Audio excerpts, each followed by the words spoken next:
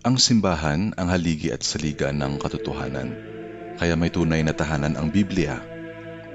Hindi ito ideya ng tao kundi mismong itinuro ng salita ng Diyos.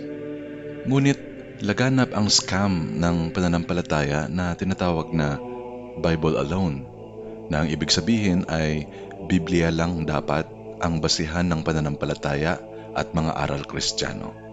Kasabay nitong sola scriptura ay ang paratang na ang simbahan ay gawa lamang ng tao. Hindi kaya pakanan ng Diablo na ilayo ang mga tao sa otoridad ng simbahan? Na gawing viral yung maling paniniwala na dapat nababasa sa Biblia ang turo upang pabulaanan ng otoridad ng simbahan na ang kanyang tinuturo ay human wisdom lang? Hindi kaya gusto talagang buwagin ng Diablo ang Iglesia Katolika?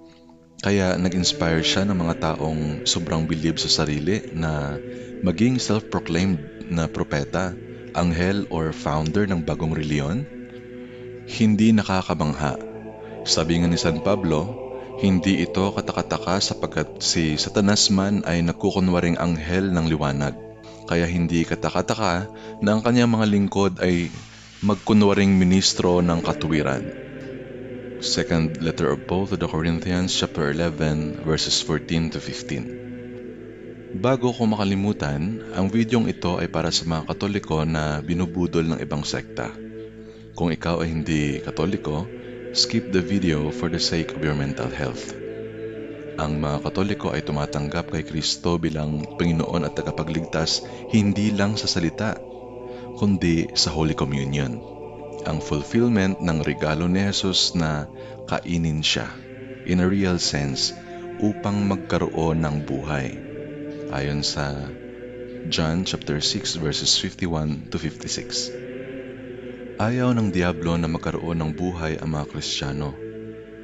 Kaya pabubulaanan niya na ang magisterium o official teachings ng Iglesia Katolika ay mali dahil hindi daw base sa Biblia. Ang totoo, hindi naman dapat sa Biblia nakabase ang turo, kundi kay Kristo. Hindi sa teksto, kundi sa persona ni Kristo. At ang Iglesia ay ang kanyang katawan. Letter of Paul to the Colossians chapter 1 verse 18. So, kay Kristo pala dapat nakabase. Kung si Kristo ang ulo ng katawan, tama lang na haligi ng katotohanan ang simbahan. Sinabi ni San Pablo na ang Iglesia ng Diyos na buhay ang haligi at saligan ng katotohanan. First letter of Paul to Timothy chapter 3 verse 15.